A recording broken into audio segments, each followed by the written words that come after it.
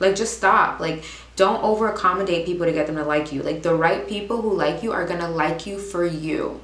You're not gonna have to overcompensate yourself.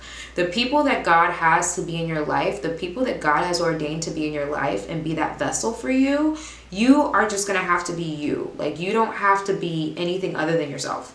I spent a lot of my youth being the nice girl, and honestly, it was not working. It was not working. Like, nobody respected me back then.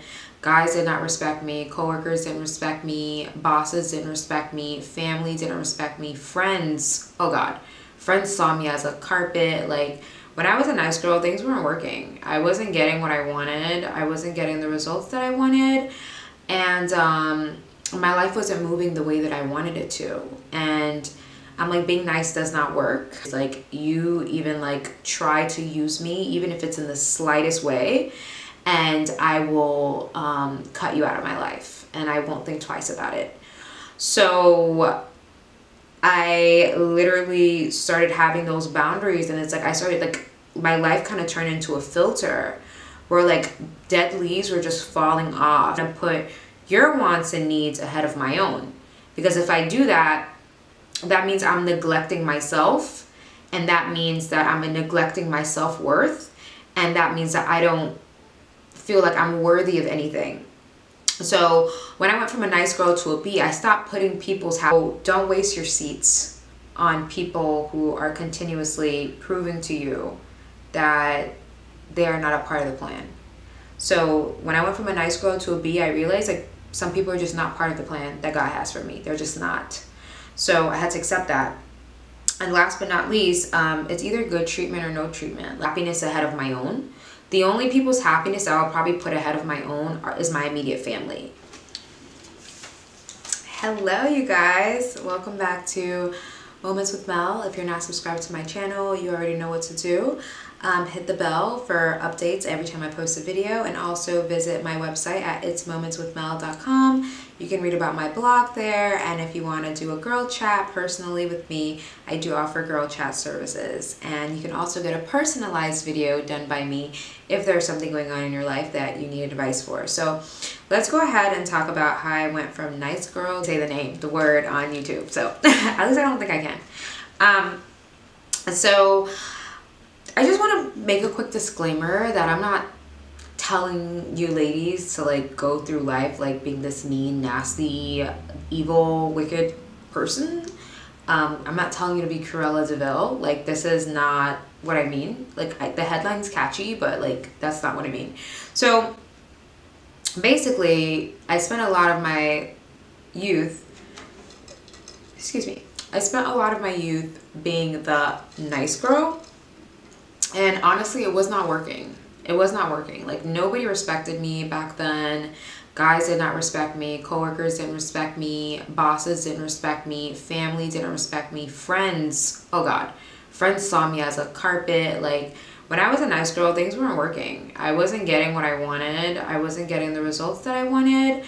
And my life wasn't moving the way that I wanted it to. And I'm like, being nice does not work.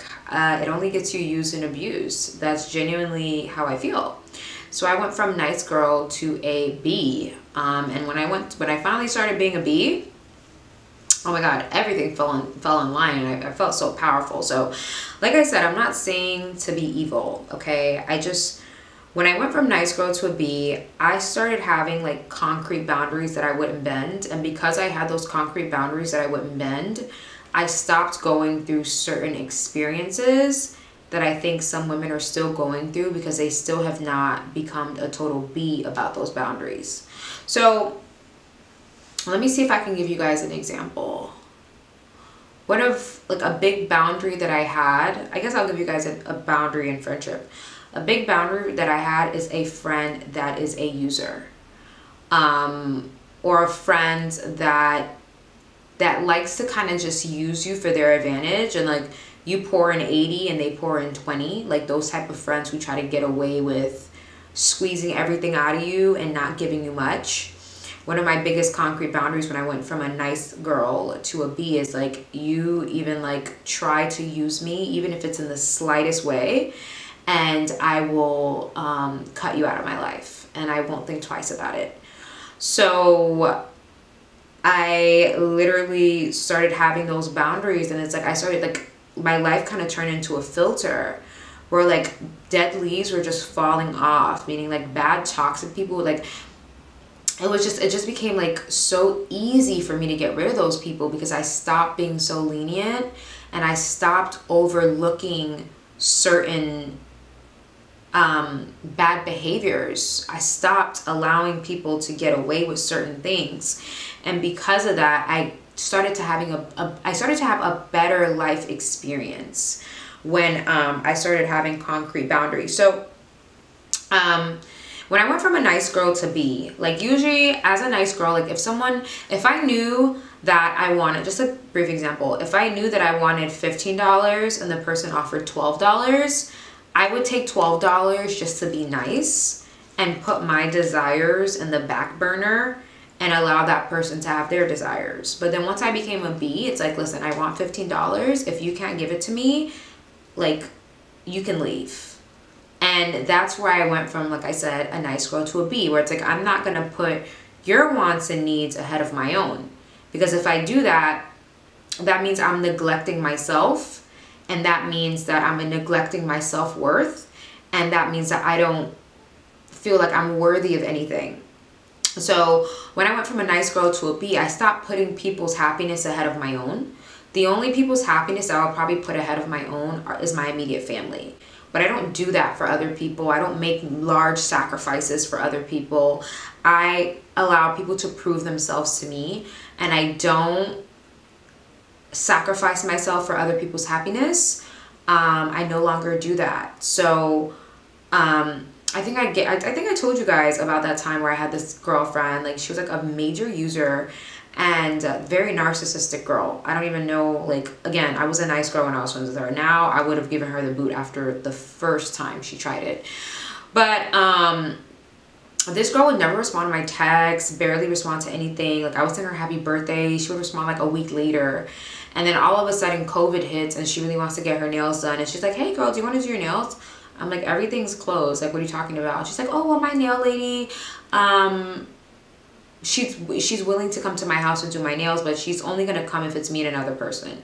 And I literally respond to her, I'm like, okay, so basically I sent you happy birthday, you didn't respond, and the only reason you're texting me now is because you need an extra person so you can get your nails done. I was like, you know what, go screw yourself. You're not a good person, and I don't want someone like you near me.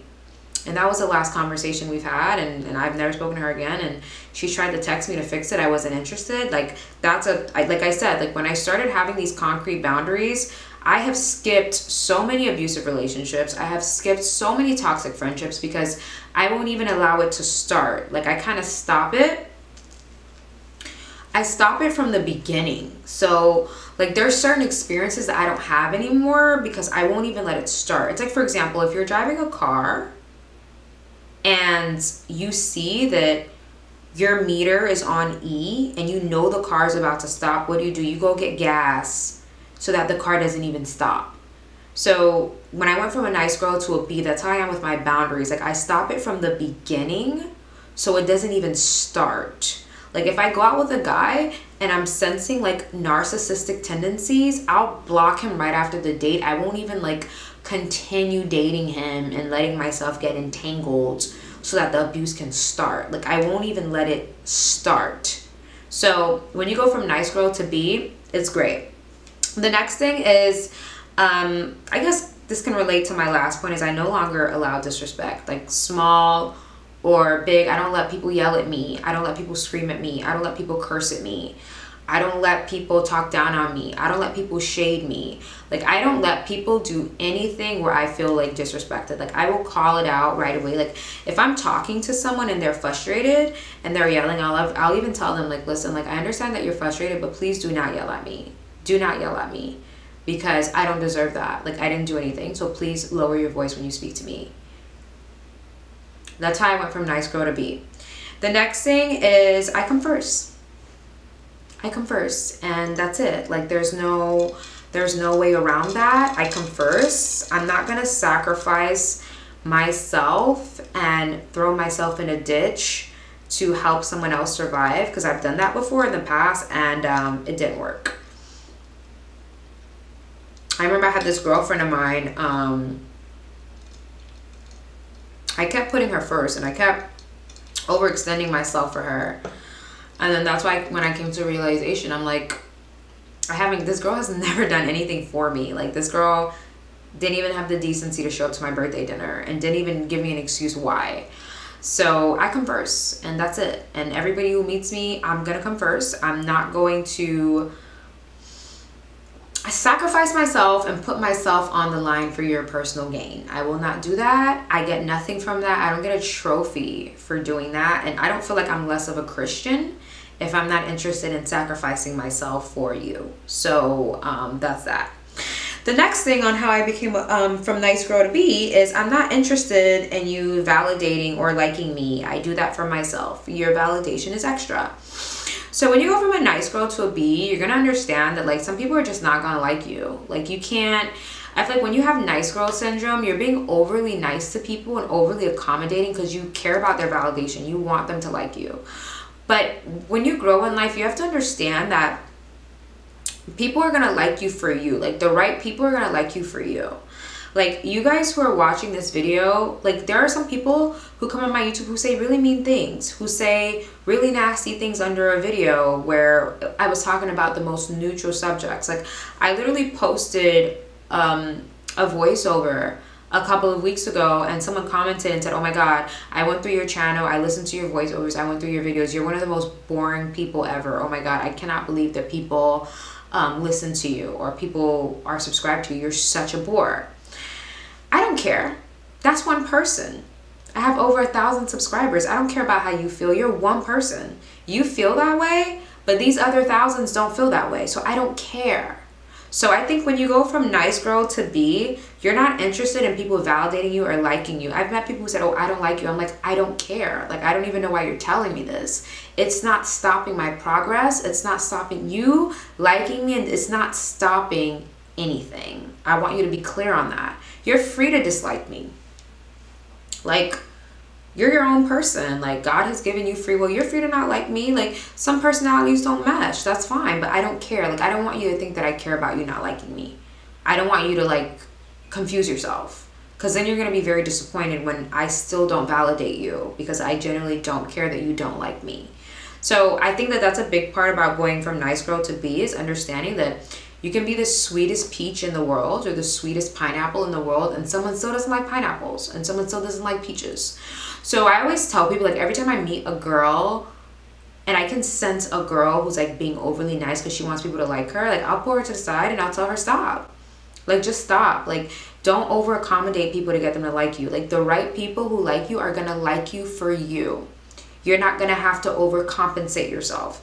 The people that God has to be in your life, the people that God has ordained to be in your life and be that vessel for you, you are just going to have to be you. Like, you don't have to be anything other than yourself.